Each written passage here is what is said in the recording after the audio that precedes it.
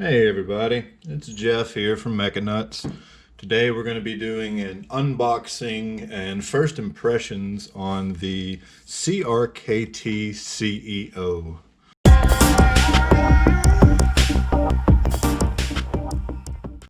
Now, this is a knife that I've been anticipating buying for quite some time. Everybody seems to love it. But for now, let's just go ahead and get it open and we'll go from there. Nice little cardboard box, nothing fancy. They're not trying to waste any money.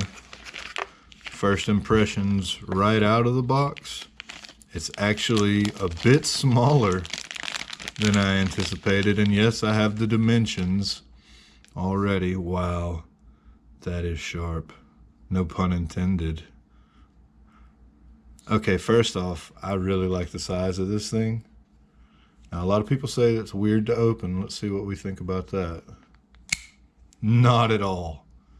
Wow, no, not at all. That wasn't weird to open, not one bit. That shot out of there.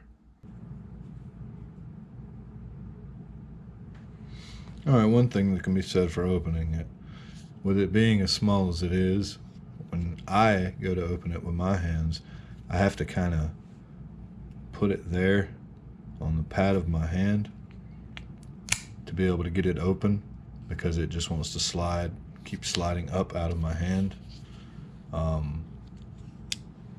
That will take some getting used to, but I'm thinking it's feeling like already that I'm getting used to kind of going more sideways with it. Oh, nope, that does not work. One thing you can see here in the camera is that it's angled. The actual little cutout here is. And if you follow that angle up, did you see that? Did you see that? The whole knife spun around in my hand, and now look where the blade is. I'm lucky that I didn't just slice the shit out of myself. So yeah, that's going to take some getting used to. Figuring out exactly how you want to open it. Now, it can be done, obviously. I just did it. But I tell you what, you want to make sure you've got a firm grip on it and that you're using the thumb stud lightly. Don't try and do the whole, like, put a bunch of pressure on it and then allow that pressure to kick it out. You don't want to do that. You want to round your motion. But even there, I mean, there's definitely something to be said for the opinion of it being interesting to open sometimes. Very solid, no play at all. Oh man, I dig that. That is a cool looking little knife. I bought this to be, well, what it was intended for. I wanted a knife that basically disappeared into the pocket. You can read the reviews and all the descriptions from other knife reviewers, and everybody will say pretty much the same thing. It's about like putting a pen in your pocket. You can carry this in your top pocket, which I have no intention of doing. But yeah, I like that. That opens really, really nice. Locks up really, really good. You can tell it's on ball bearings when you close it, because it just kind of finishes closing on its own. It's centered extremely well. And just overall fit and finish. Yeah, that's a very nice knife. I like this scale that they put on it that looks like a carbon fiber. It's not, but it certainly resembles it. And as far as this 8Cr13MoV steel, like I said, it's very similar to an AUS8.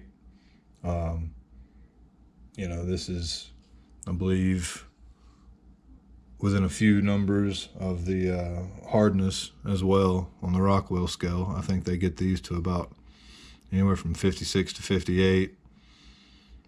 Some early AUS8 steel was hardened to around 60 or 61 on some of the bird run blades, and like this early cold steel knife that I have here.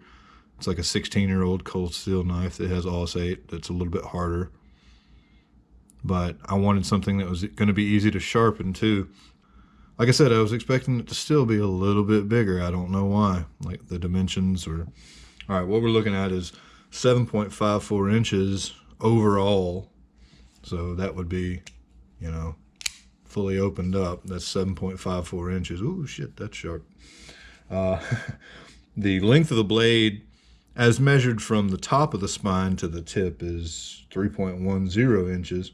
The actual cutting edge is 3.125 because it comes back a little bit further here and goes, you know, you got to take consideration for the curve here. The width of the blade is exactly a 1/2 inch, and the thickness is 0.08 inches. Again, the steel is 8Cr13MoV. It's a standard blade style as listed, with a flat grind and a satin finish. All right, so what you're looking at with 8Cr13MoV versus that Japanese AUS8 steel, the 8Cr is 0.80% carbon versus the AUS8 being 0.75. The carbon improves hardness and wear resistance, but the higher you go in carbon, the more you decrease the strength of the steel. So they have to add in other stuff. Chromium is one of the things that is of high concentration in this blade, so you're going to have a lot of tensile strength from that, and edge retention, and corrosion and wear resistance. It's 0.40% chromium, and versus the AUS8 being 0.50. Manganese is one of the other, actually that's probably more manganese in these blades than anything else. It's actually 13% manganese, and that's for hardness, but it makes the blade kind of brittle. So once they do that, and then of course they start adding all these other elements in to get rid of the brittleness. But the reason that they use a lot of that manganese is because when they make it brittle like that before they harden it, it allows them to be able to sharpen the blade a little bit better. So the 8Cr is 13% and the AUS8 is 14%.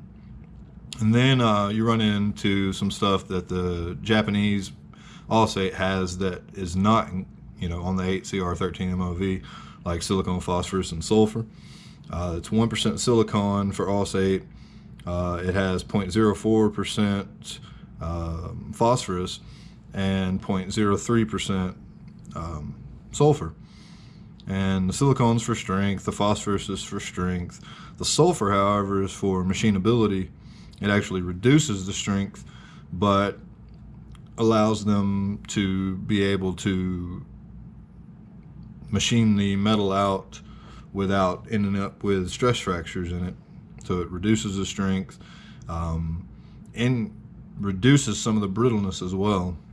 But again, the 8Cr on the CEO does not have silicon, phosphorus, or sulfur. The molybdenum, it is 0.15% on the 8Cr, and it's 0.30% on the AUS8, and that's again for machinability and strength. Vanadium, I believe is how it's pronounced, is 0.10% on 8Cr and 0.25% on AUS8, and that's for resistance to wear, and it also increases the hardenability of it. So that's why some of the early Japanese AUS8 steel was able to be hardened to, you know, 60, 61 on the Rockwell scale, because they were using the a little bit more vanadium in it, and a little bit of the phosphorus and the silicone was allowing them to get to that hardness. Nickel content in both of them is vastly different as well. The 8Cr is 0.20% and the Japanese AUS8 is 0.50%, and that's just for toughness. Don't really know how to describe it any other way than that. Sorry I'm saying a lot in this. I don't have like enough arm hair to really do the arm hair test. So I'm gonna spare you that and we'll just go straight to paper and see what we got here. Oh, that was my mistake. Let's see what we got here. Let me get a little bit. All right, it's got a spot that it seems to catch. That can be worked out with a, ooh yeah, very nice.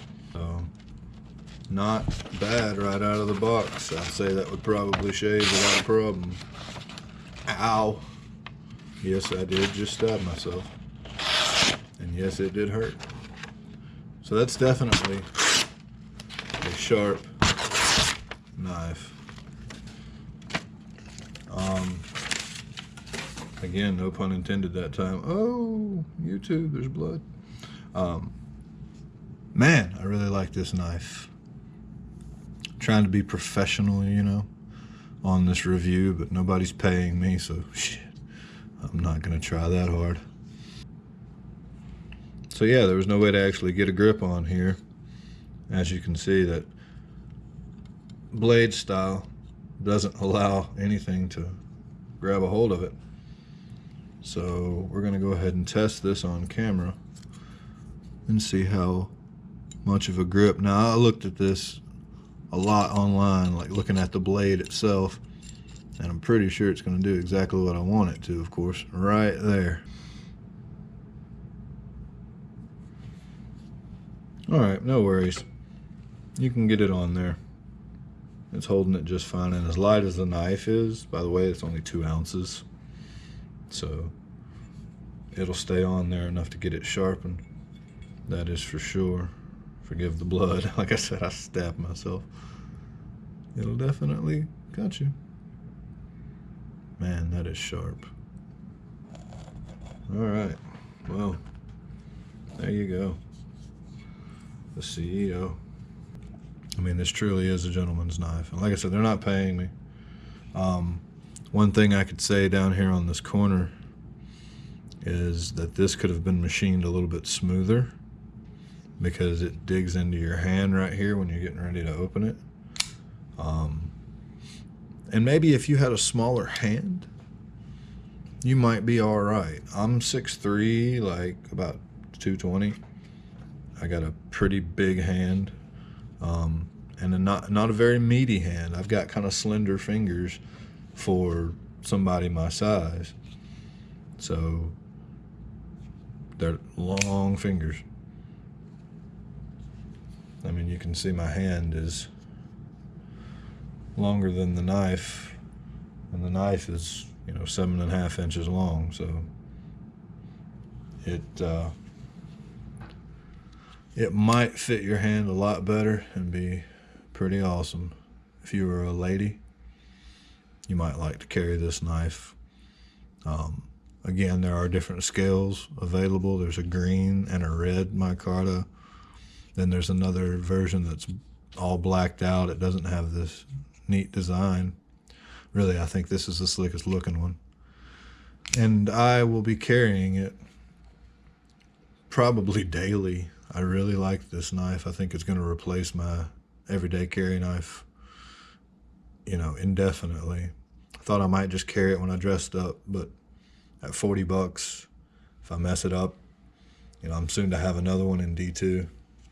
So I wasn't going to order it until I saw this one and was able to verify that I was going to be able to sharpen it, because the D2 will be definitely a little bit harder to sharpen. It'll stay sharper longer, but be harder to sharpen.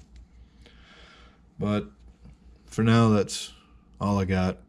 It is a bit odd to open. I said it wasn't at first, but I'm also getting used to it. But really the only complaint right out of the box is how rough those edges are. All right, I took the trusty knife sharpening stone and rounded that edge all the way around. And if the camera will focus, you can see it. but it is a lot more comfortable now to move around in the hand. It's not digging in down here anymore, and I am getting used to opening it, so I dig it. Let's do some cardboard cutting. Kind of a torture test here. All right, there's one cut. There's another cut. Whoop, missed. There's another cut. There's another cut. Now everybody knows cardboard apparently destroys the blade edge for some reason. I'm just going to make a bunch of cuts in the cardboard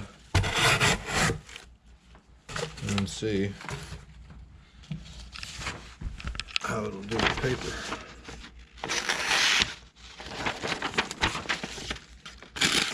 Yep. Let's get the paper situated on it. It's still shaving paper. And it ripped it there. Like I said, there's one spot in this edge. We've already determined that earlier. That it needs to be stropped, but that pretty decent edge retention to have just abused it with some cardboard. So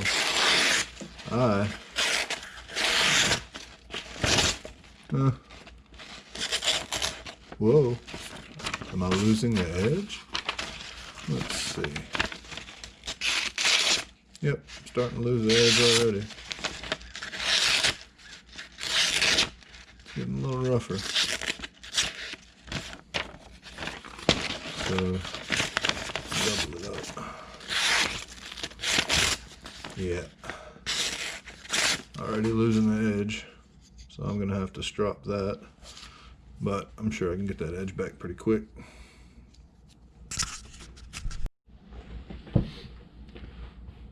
Hey everybody, thanks for watching, especially if you're still here with me at this point. In the future, I'm going to have a review of a couple of more, well, several more reviews actually of knives that I'm buying. I'm getting a CRKT minimalist cleaver. It's a 5CR, I think it's a 5CR13MoV steel. Should be really easy to sharpen. I'm not going to be using it really at all. It's going to be just right here on my belt all the time. It'll be the knife I pull out when I want to be fancy and, you know, I need something extremely sharp, because that's my plans with that. That steel is really easy to sharpen, and it doesn't really hold that great of an edge, but anyway. Also coming up will be a QSP Penguin in D2 steel. So we're going to try out some D2, see how long it lasts. I'm going to EDC that one for a while. It looks like it's going to be a really slick, easy knife to carry in the pocket, and I love the way it looks. So coming up, we'll have a review on that. Also, I'm going to introduce y'all to some of my other knives. At some point, show you my small little EDC collection, explain some of the blade steels, and why I think AUS8 is the best blade steel there is. So probably this 8Cr13MoV I'm going to end up liking a lot as well. But I've got various other knives from Cold Steel and SOG and Benchmade. I've got an AKC switchblade. I've got a mid-tech out the front switchblade. Just a lot of knives. Also going to be doing a video on Milwaukee knives. They use AUS8 steel, which is awesome in my opinion. Like I said, I've been a fan of it for 20 years. And for them to make it and in a $20 knife, we're definitely going to be covering some of that. But that's going to be on coming up videos, so stay tuned. Y'all take it easy.